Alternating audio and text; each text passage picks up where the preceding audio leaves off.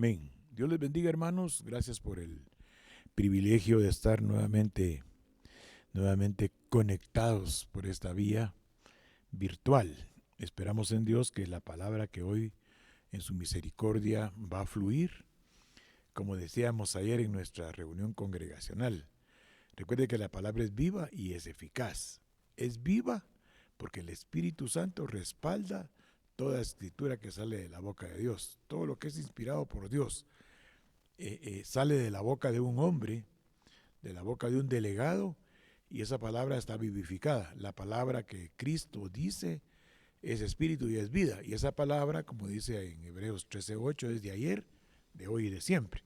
Entonces, esos son aspectos que tenemos que manejar. Pero oremos mejor, oremos y luego, si Dios permite, vamos a hablar algo al respecto de la efectividad de la palabra en la vida diaria. Oremos, Padre, en el nombre poderoso de Cristo Jesús. Venimos, Señor, delante de tu presencia poderosa. Venimos delante del trono de la gracia, Padre. Nosotros podemos entrar delante de tu presencia, podemos entrar en el nombre poderoso de Cristo Jesús, para pedirte perdón, Padre, movidos por el Espíritu Santo que nos redarguye de pecado, de justicia y de juicio, y hacer un análisis delante de ti, Padre, sobre aspectos que bloquean en nosotros la posibilidad de que la palabra viva, diseñada para los vivientes que estamos en tu presencia, escondidos con Cristo en ti, Señor, podamos crecer espiritualmente con la palabra. En el nombre de Cristo Jesús, perdónanos. Hemos hablado, hemos pensado, hemos participado de lo que no tenemos que participar. Y muchas veces palabras que no tienen que salir de nuestra boca han salido. En fin, Padre, y esto es a la derecha del Padre en la persona de tu Hijo, y estás con el Espíritu Santo en nosotros, en la persona del Espíritu Santo, es para mantener entre nosotros, Señor, una viva, poderosa y gloriosa reconciliación, una amistad continua, constante y efectiva. Todo te lo pedimos en el nombre poderoso de Cristo Jesús, que la palabra de esta tarde tenga, Señor, un peso de gloria. En el nombre de Cristo Jesús te lo pedimos. Amén. Amén. Fíjense, hermanos, que hace un tiempo yo les decía algo a ustedes, que el conocimiento deriva de la experiencia. Si no tenemos experiencia, no podemos tener conocimiento. O sea, la experiencia es la interrelación que tenemos con X situación con nuestros 5 sentidos. El oído, la vista, el olfato, el gusto y el tacto nos vinculan, nos relacionan con todo aquello que está alrededor nuestro. Y esto nos da una experiencia, o sea, nos da una relación que impresiona nuestro interior. Bien, mal, regular, eso no es el punto. Pero la experiencia deriva en conocimiento. Todo lo que usted ve se acumula en su cerebro. Todo lo que usted, inclusive los olores, los sabores, lo que oímos, el tacto, queda acumulado en nuestro cerebro como una información. Eso ya se llama conocimiento. Entonces, por eso les decía yo a ustedes esa vez que el conocimiento deriva en la experiencia. Ayer hablábamos algunas cosas importantes que creo que vale la pena que volvamos a repetir. Veamos el capítulo 3, verso 1 de Filipenses. ¿Por qué vamos a ver esto? 3:1 de Filipenses. Filipenses capítulo 3, verso 1. Porque aquí el apóstol Pablo, hablando a la iglesia de Filipo, y a los filipenses les da una instrucción muy clara. Todo este capítulo 3, que tiene 21 textos, da una información muy efectiva. Recuerde que toda la escritura es inspirada por Dios. Recuerde que los 40 autores de la escritura, de los 66 libros de nuestra Biblia, esos 40 escritores son inspirados por Dios. O sea, hay una secuencia espiritual en los 40 libros. O sea, los libros no están desarticulados, no están desvinculados. Los libros están formando un cuerpo. Y el cuerpo que quieren formar es el cuerpo de Cristo, en el cual nosotros, siendo engendrados por el Espíritu Santo, porque así le agradó al Padre, para replicar, para reproducir la imagen de Cristo. Esto tiene una promesa eterna, ya todos conocen los textos. Esta promesa eterna de Dios, en esos 40 autores, fluyó el Espíritu Santo para dejar plasmada en 66 libros esta información para formar un cuerpo, para que la experiencia de leer, la experiencia de escuchar, haga en nosotros una identidad. Por eso, qué hermoso tener experiencias con la palabra, porque esas experiencias, al escuchar la palabra, nos van a dar a nosotros un conocimiento del pensamiento de Dios. Y en Filipenses capítulo 3, verso 1 dice: por lo demás, hermanos míos, regocijémonos en el Señor. A mí, dice el apóstol Pablo, no me es molesto escribirles otra vez lo mismo. Y para ustedes es motivo de seguridad. Por eso es que muchas veces los que en el privilegio que Dios nos da, escogemos textos bíblicos, pareciera que estemos rebobinando lo que anteriormente se enseñó, que estemos reenseñando lo que supuestamente ya se entendió.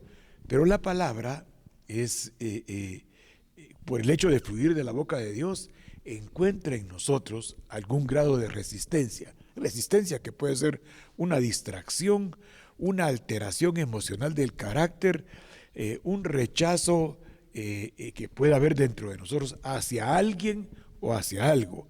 El asunto es que esta es la batalla que tenemos todos los que hemos tenido el privilegio de haber sido escogidos en la eternidad con el propósito de que en el tiempo de Cristo nos involucremos para formar parte del cuerpo del Señor. Fíjense, hermanos, que en el capítulo 3 del Evangelio de Juan hay algo interesante que vale la pena que nosotros continuamente lo tengamos. En el capítulo 1, del Evangelio de Juan, hay algo que es importante que manejemos. Importante que manejemos, porque el apóstol Pablo, Dios lo escogió, Dios lo eligió. Acuérdense que en el libro de Hechos hay 3 experiencias que son la misma experiencia del apóstol Pablo de cuando él llegó a los pies de Cristo. Y en estas 3 experiencias, el apóstol Pablo es levantado. Este hombre era un hombre que tenía una representación de orden religioso de un nivel que probablemente muchos lo tenían. Por ejemplo, qué sé yo, Nicodemo, por ejemplo, era un conocedor escritural que despertó cuando escuchó a Jesús darle una información tan valiosa como decirle, por ejemplo, es necesario que nazcas de nuevo. ¿Cómo puede un hombre nacer de nuevo, regresar al vientre de su madre? Y el Señor le dice: Nicodemo, el que no nace del agua y del Espíritu no puede ver. Mire pues, no puede ver el reino. Quiere decir que la experiencia de ver asuntos y aspectos propios del reino nos dan un conocimiento interior. Esto provocó que Nicodemo,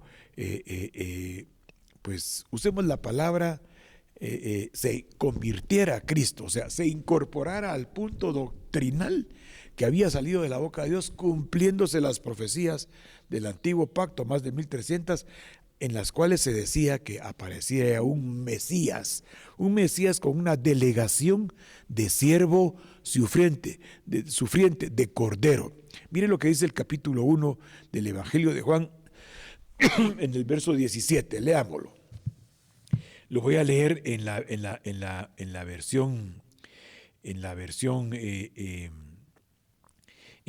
de A. Le voy a decir por qué. Porque la versión que usted tiene ahí, Juan capítulo 1, verso 17. Verso 17. En la versión que usted tiene ahí dice: pues la ley por medio de Moisés fue dada. La ley por medio de Moisés fue dada. Pero la gracia y la verdad. Mire pues, hermano, aquí hay dos aspectos. Aquí está el Padre, el Hijo y el Espíritu Santo. Dice, pues la ley por medio de Moisés fue dada. La ley viene de Dios. Se la dio a Moisés, Moisés a su vez se la dio al pueblo. ¿Con qué propósito? Para instruirlos, para que todas sus conductas se plegaran al pensamiento y ellos participaran del camino de Dios. Y sigue diciendo, pero la gracia y la verdad, recuérdese usted que la gracia es Cristo mismo, ¿ah? La gracia es el Espíritu Santo, porque la gracia es una influencia divina que viene sobre nosotros por la palabra. O sea, la palabra es la materialización fonética. La palabra es una materialización fonética de lo que la Escritura dice. Por ejemplo, cuando dice, oiga usted el sonido de las palabras, de tal manera amó Dios al mundo, que envió a su Hijo unigénito para que todo aquel que cree en Él no se pierda, mas tenga vida eterna. Mire cómo se materializó fonéticamente un texto que de no leerlo de viva voz, entonces se mantiene nada más inerte. Pero cuando usted escucha, se informa a su alma que alguien apareció, que alguien se hizo presente y que todo el que cree en Él no morirá, que les da la vida eterna. Es la experiencia auditiva. Mire lo que sigue diciendo. Pues la ley por medio de Moisés fue dada. Dios, vuelvo a repetir, le da la ley a Moisés para instruir a un pueblo que después de 430 años de cautividad en Egipto, Egipto figura del mundo, Egipto figura de la liviandad, Egipto figura de la mentira, Egipto figura de la apariencia, Egipto figura de la prepotencia, Egipto figura de un imperio que en esa época imponía su voluntad en el área habitada de Europa y de Asia. Vaya, entonces a ellos les dio Dios la ley, ¿ah? Para que se plegaran a su pensamiento. O sea, Dios quería desprogramarlos del programa de 430 años de idolatría, de religiosidad. Y dice, pero la gracia, Cristo Jesús, el Espíritu Santo y la verdad vinieron por medio de Jesucristo. Es importante que nosotros manejemos esta información, porque si nosotros vemos el verso 16 y vamos de retroceso con los textos, vamos a dar cuenta que este verso cierra en el verso 18.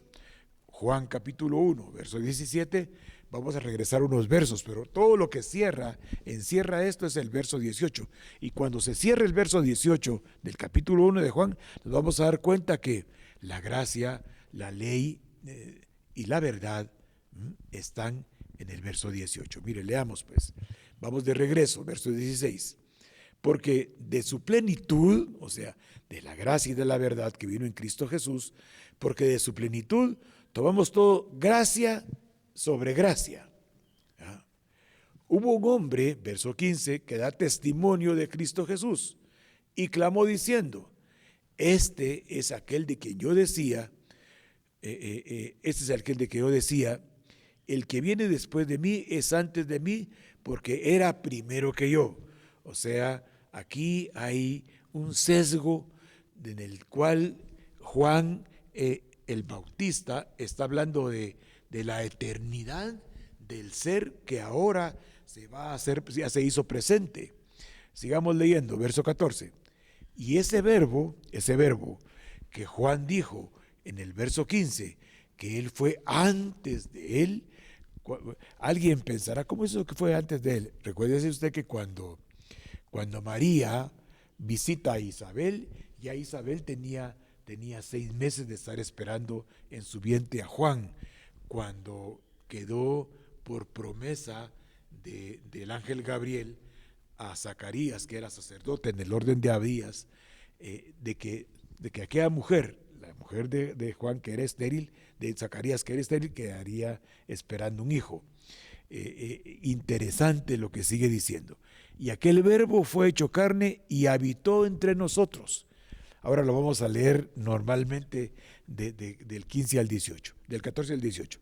Y aquel verbo fue hecho carne y habitó entre nosotros, y vimos su gloria, gloria como el unigénito del Padre, lleno de gracia y de verdad. Ahora ya atemos los cabos. Juan dio testimonio de él y clamó diciendo: este es aquel de quien yo decía, el que viene después de mí, este es antes de mí, hablando de la eternidad, no de la edad cronológica de Jesús, sino de su edad, de su manifestación de eternidad. Porque era primero que yo, y de la plenitud de él, o sea, cuando habla de que era antes, le está dando una categoría divina. Y de esa categoría divina, no solo tomamos todos de aquel que venía lleno de gracia y de verdad, dice, porque de su plenitud tomamos todos gracia sobre gracia. Pues la ley por medio de Moisés fue dada, pero la gracia y la verdad vinieron por medio de Jesucristo. Ahora, vamos a cerrar el verso 14, el verso 18, vamos a cerrar el verso 14, el verso 17 de Juan 1, del capítulo 1 de Juan, lo vamos a cerrar con el verso 18. Mire cómo dice: a Dios nadie lo vio jamás. El unigénito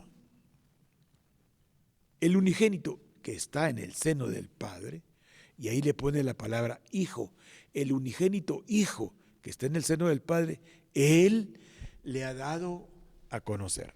Pareciera que están desvinculados todos los textos, pero ese texto del 14 al 18 está cerrando y está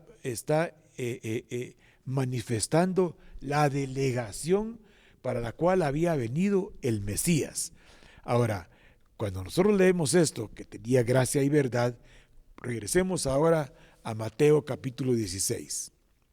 Ahora tiene más sentido cuando leamos Mateo capítulo 16, porque si nosotros desvinculamos lo que dijo el apóstol Pedro, o lo que dijo Kefas, o lo que dijo Pedro en el capítulo 16 de Mateo, cuando dice en el verso 15, Mateo 16, 15, ¿y ustedes quién dice que soy yo?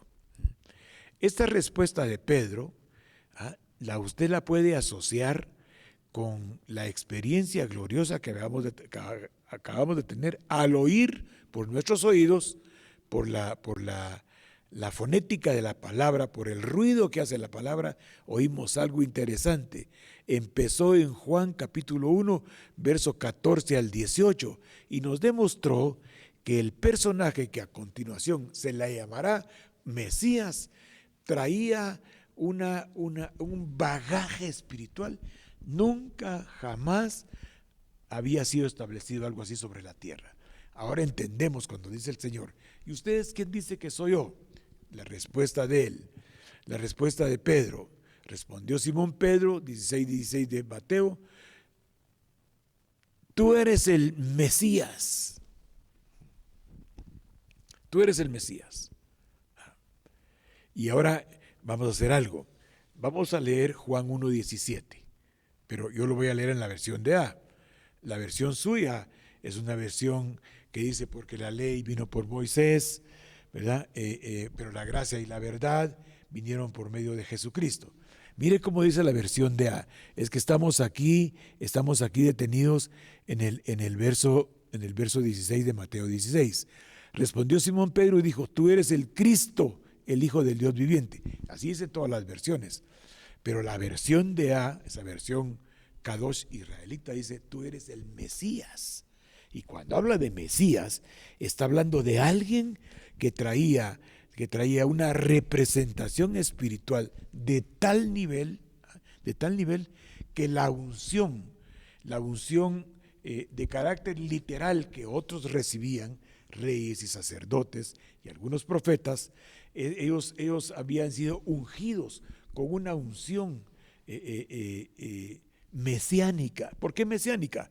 Porque la unción mesiánica que recibieron los reyes, los profetas, los sacerdotes, hacía que ellos profetizaran sobre la venida de lo que leímos en el 1:17 de Juan. Leamos el 1:17 de Juan. Voy a leer la versión DA. Mire el 1:17 del Evangelio de Juan como dice.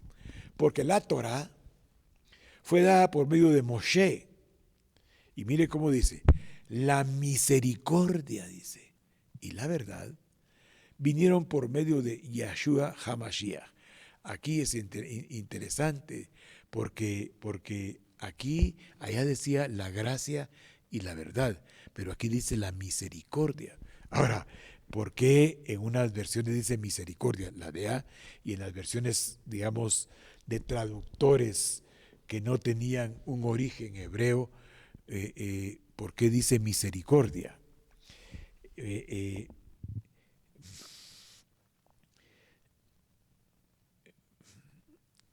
Miren pues, hermanos, Cristo Jesús es una influencia divina por el Espíritu Santo, apoyado en la palabra. Pero la misericordia es una manifestación gloriosa con destino. La misericordia es una manifestación gloriosa con destino. Tiene un destinatario. El verso que le decíamos, que está en Juan 3:16, de tal manera amó Dios al mundo, para que todo aquel que crea, todo el que cree, tiene entonces la delegación por parte de Dios a que sea lleno de misericordia. O sea, la misericordia es una preservación sobrenatural de parte de Dios para que todos los beneficios que Dios a través de la Escritura ha proclamado se convierta en el que cree, en el que el Padre envió. De tal manera amó Dios al mundo, para que todo aquel que cree en Cristo Jesús no muera, tenga vida eterna. Entonces, no morir es una promesa de tener vida de carácter eterno. Y la misericordia de Dios no es más que el poder de Dios actuando sobre todos aquellos que hemos creído en Cristo como Señor y Salvador, un poder que muchas veces lo damos por sentado y no echamos mano de él. Mire, cuando el apóstol, en ese tiempo Pedro le dice, tú eres el Mesías, el Hijo del Dios viviente. En ese momento está anunciando el Señor Jesús que todos los que recibieran de parte del Espíritu Santo misericordia y verdad por haber creído en aquel que amó al mundo, estos serían depositarios de la presencia misma de Dios. Tenemos que explicarlo porque si decimos de la presencia misma de Dios, podemos para alguien que no sigue la secuencia de la enseñanza que hemos tenido, puede perder el norte y pensar que estamos hablando cosas que están desvinculadas y desarticuladas de la información de la palabra. Mire lo que dice el verso 12, el 1, vamos a ver el 1:12 de Juan. Ese lo conoce usted porque lo ha manejado, pero dice, mas a todos los que le recibieron, recuerde pues, con Cristo Jesús vino la gracia y la verdad, la misericordia y la verdad. O sea, la misericordia, mire, Dios tiene cuidado de la humanidad. Sale el sol, cae la lluvia, la tierra produce todo su producto y todos los beneficios, el oxígeno y todos los beneficios que vemos que son parte de una expresión, voy a usar la palabra, entiéndame por favor, de una expresión popular de su misericordia, de una versión de carácter de compromiso que Dios adquirió con su creación, de darle continuamente todo el sustento para poder sobrevivir. Pero cuando alguien reconoce a Cristo como Señor y Salvador, ya no sobrevive, porque todo es al que reconoció a Cristo como Señor y Salvador, se convierte en destinatario de todas las promesas que el Padre tiene para todos aquellos que se hacen tabernáculo de misericordia, tabernáculo de gracia y tabernáculo de la verdad. Quiero leer eso. Mas a todos los que le recibieron, aquellos que ponen su confianza en la persona de Cristo y en su poder, a ellos les da la ventaja sobre todos los que reciben los beneficios de Dios sin reconocer a Cristo, porque la humanidad que no ha reconocido a Cristo recibe los beneficios de Dios sin haber reconocido a Cristo. Pero el que ha reconocido a Cristo y recibe misericordia y recibe verdad y experimenta la gracia, está destinado para vivir en el orden de la eternidad. Sigo leyendo. Mas a todos los que le recibieron, aquellos que ponen su confianza en su persona y en su poder, Él les dio potestad de convertirse en hijos de Yahweh. No por herencia sanguínea, mire cómo dice esta versión de A, en el 1.13, no por herencia sanguínea, ni por impulsos físicos, ni por intención humana, sino porque Yahweh dice, así lo dispuso. Vaya, eso, solo con que leamos esto podemos decir gloria a Dios.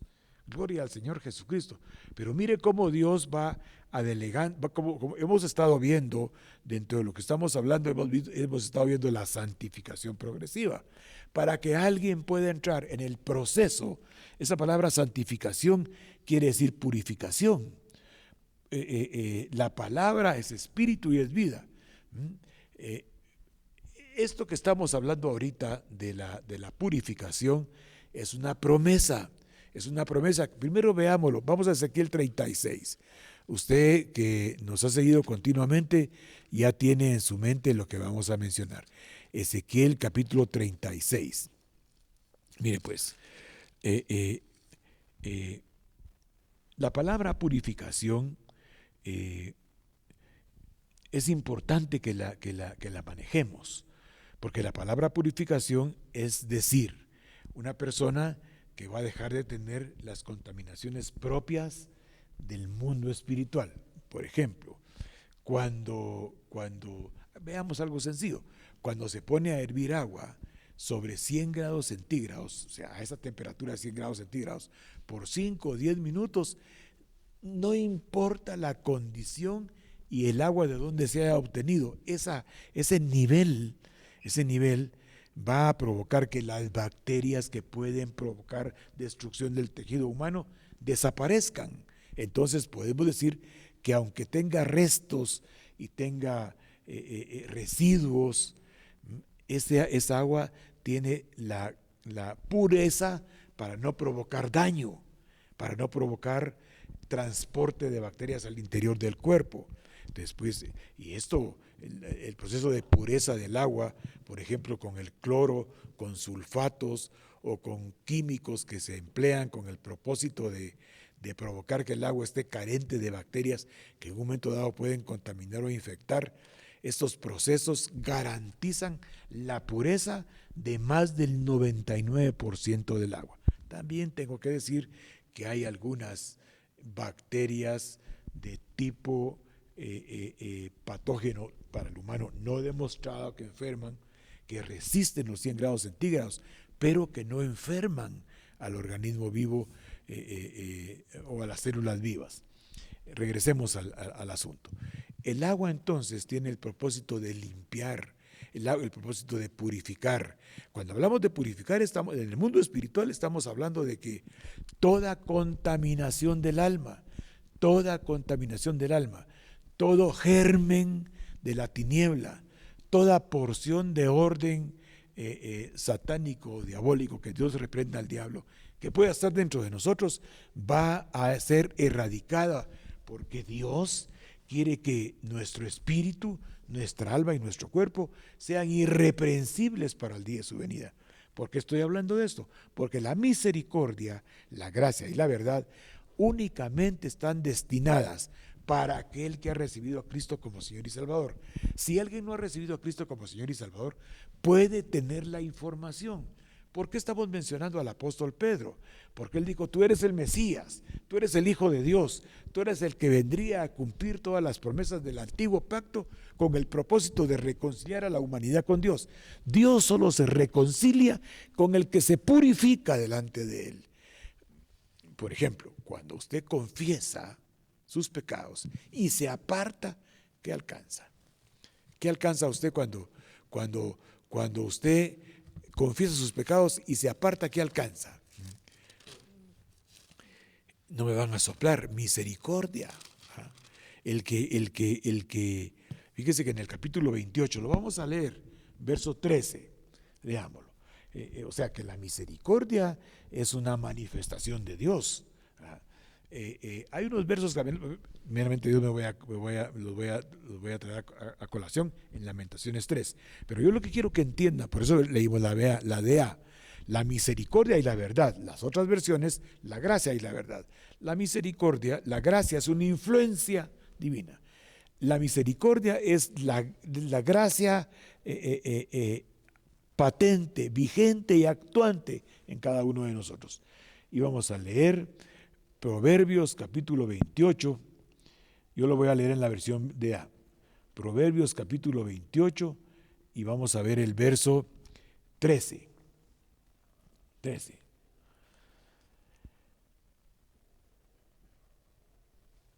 Mire pues, la versión que usted tiene ahí dice, el que encubre su pecado no prosperará. O sea, estamos hablando del proceso de purificación de la palabra. Hemos estado hablando de la santificación progresiva. Cuando hablamos de santificación, estamos hablando de purificación. Lo que purifica al oyente, al creyente, es la palabra. No hay ningún rito humano, ni el ayuno, perdóneme hermano, a usted que le gusta ayunar, el ayuno no purifica al ser humano. Y eso que si nos vamos a leer el ayuno de Isaías 58, nos vamos a dar cuenta que no se trata de aguantar hambre, aunque si usted tiene por enseñanza doctrinal el hecho de someter su cuerpo a la ausencia de alimentos con el propósito de alcanzar algún beneficio espiritual, pues ha de tener usted sus textos que sustentan esto, ¿verdad? Y de hecho hay textos donde los pueblos se metieron en ayunos para obtener un beneficio, pero fueron ayunos, como por ejemplo el ayuno de Nínive, fue un ayuno de toda una población, de más de 120,000 habitantes. Miremos lo que dice, el que encubre sus pecados no prosperará, mas el que los confiesa, dice, y se aparta, alcanza misericordia. La versión de A dice, aquel que encubre su pecado no avanza. Estamos hablando en el mundo espiritual. Quiero que me ponga atención, amado hermano. Muchas veces cuando nosotros tenemos actitudes que no agradan a Dios, se detiene en nosotros la posibilidad de la prosperidad. Solo quiero que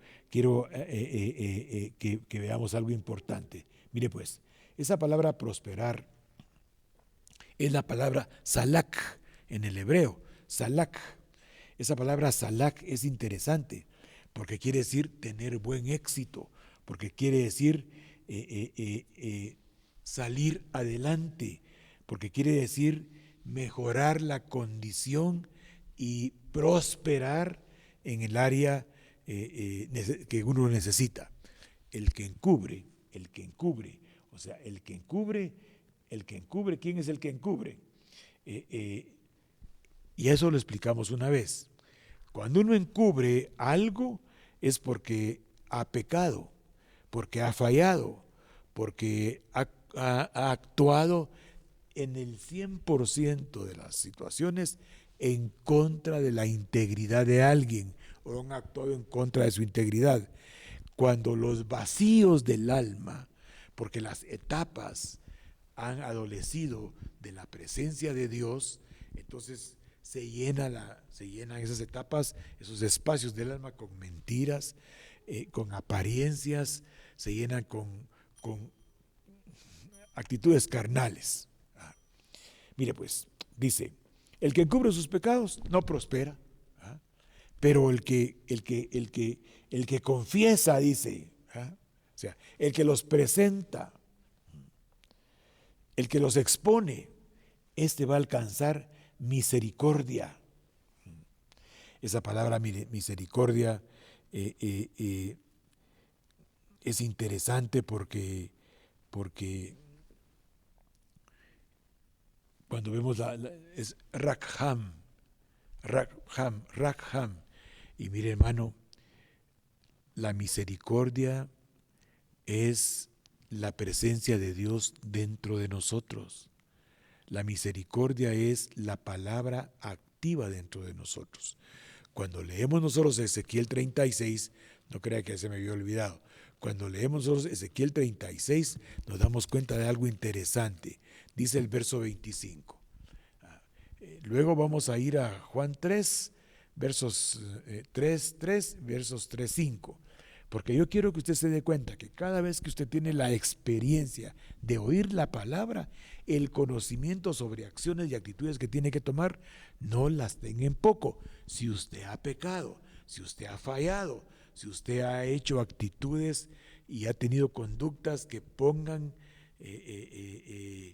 su relación con las personas, porque esa es la clave del evangelio, en eso se resume la ley y los profetas, en amarás a Dios con todo tu corazón y a tu prójimo como a ti mismo. Ahí se resume todo. ¿Por qué andamos buscando tantos espacios por todos lados? Que es bien sencillo.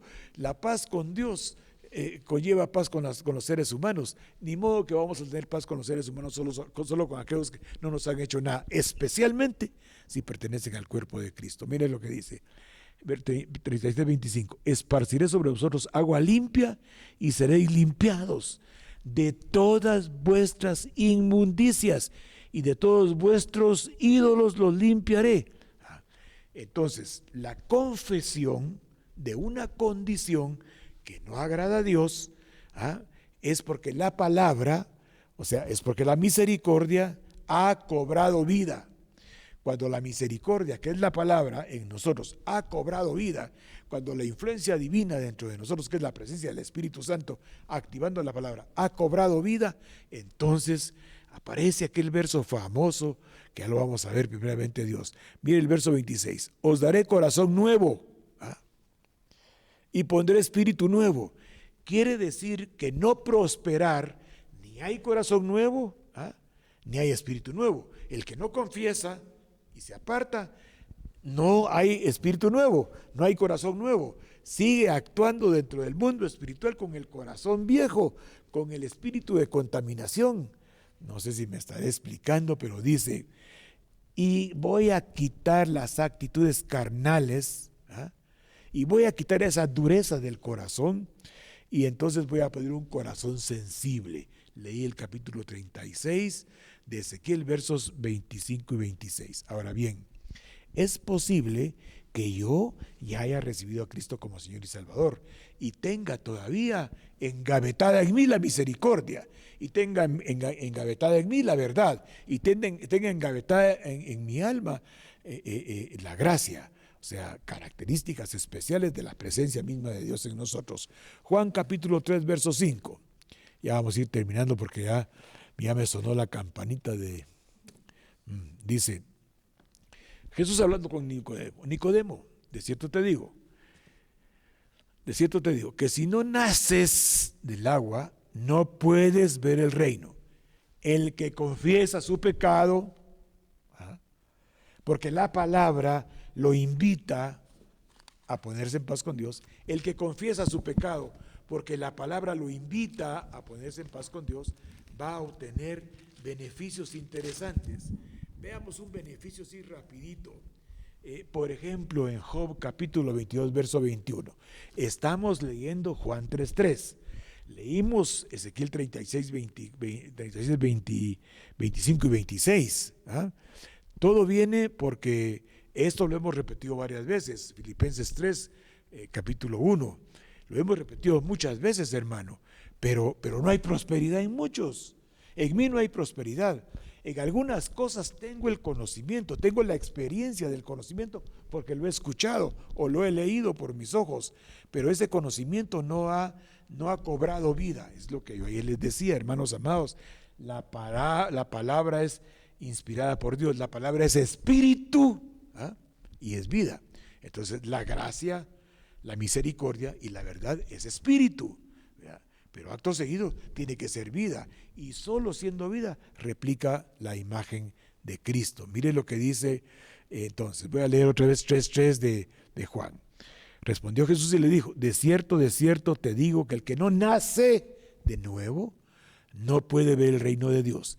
Nacer de nuevo es que yo confieso mi condición, que yo abro delante de Dios las actitudes y comportamientos que he tenido. Porque miren, hermanos, así como hay un espíritu nuevo, así como hay un corazón nuevo, el corazón antiguo, el corazón viejo de los cristianos, de los que hemos recibido a Cristo, es un corazón acomodativo, con una influencia almática de pretender que aunque se esté mal, se está bien, que con una participación pasiva y presencial ahora o virtual, Dios está bien con nosotros. No nos equivoquemos.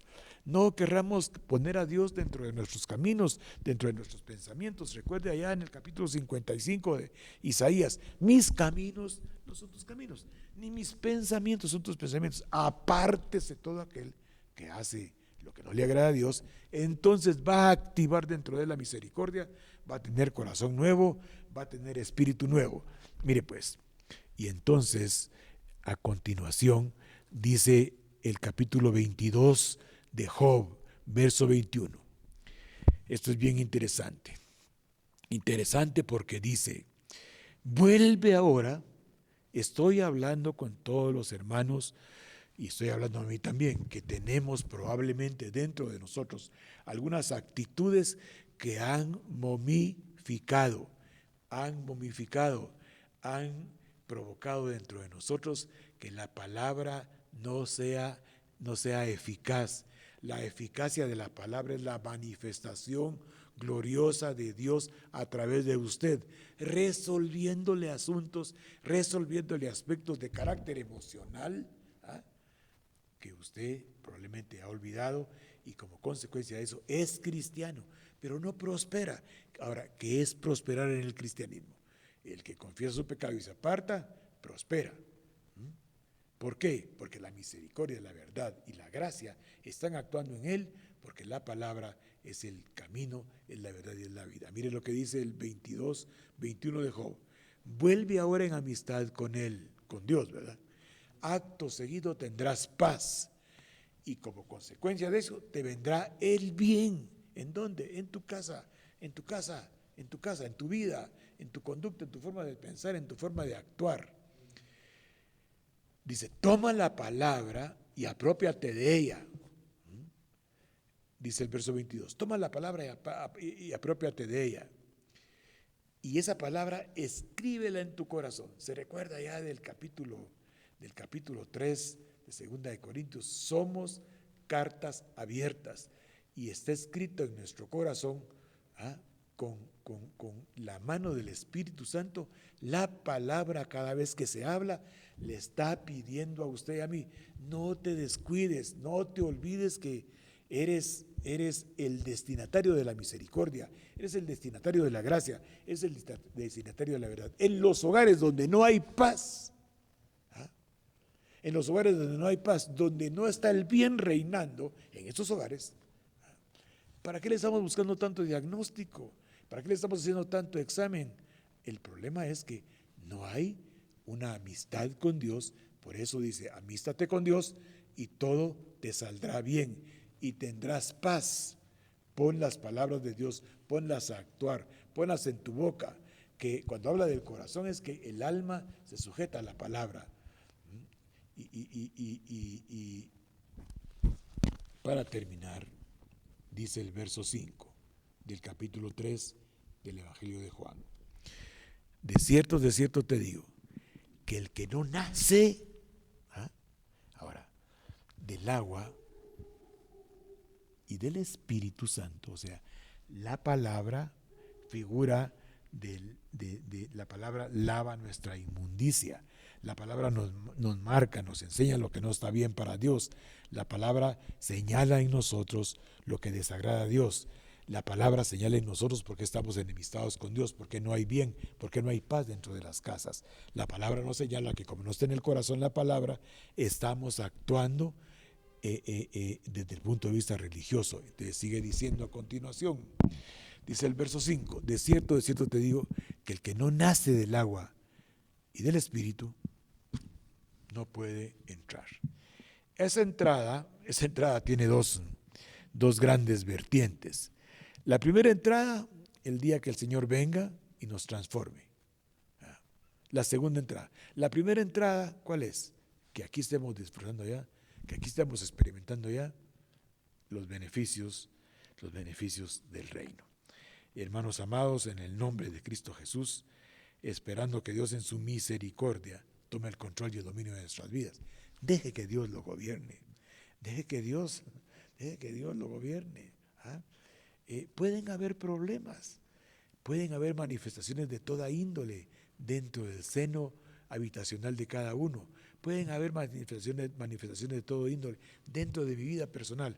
Pero si nosotros dejamos que Dios tome el control y el dominio por la palabra, la misericordia y la verdad y la gracia que vinieron por Cristo Jesús, provocará en nosotros, amístate con Dios y todo te saldrá bien y tendrás paz.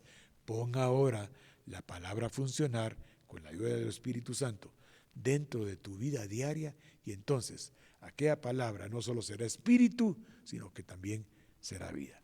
Que el Señor en su misericordia derrame sobre cada familia, sobre cada hogar de la Iglesia de Cristo Monte Jericín su poderosa palabra, no por mí, sino por amor a ustedes, no por mí, por lo que yo digo, sino porque la misericordia y la verdad y la gracia, cada uno de los que han recibido a Cristo es destinatario. Lo invito a usted a estrenar la misericordia. Lo invito a usted a estrenar la misericordia de Dios con cosas evidentes y patentes. En las cosas pequeñas tenemos que estar atentos, porque las pequeñas zorras echan a perder las grandes viñas. Que el Señor en su misericordia en esta noche abre el entendimiento para que hayan cambios fundamentales y profundos dentro del alma de cada uno de nosotros. Que el Señor le bendiga con prosperidad, con paz y lo llene de salud. Amén y amén.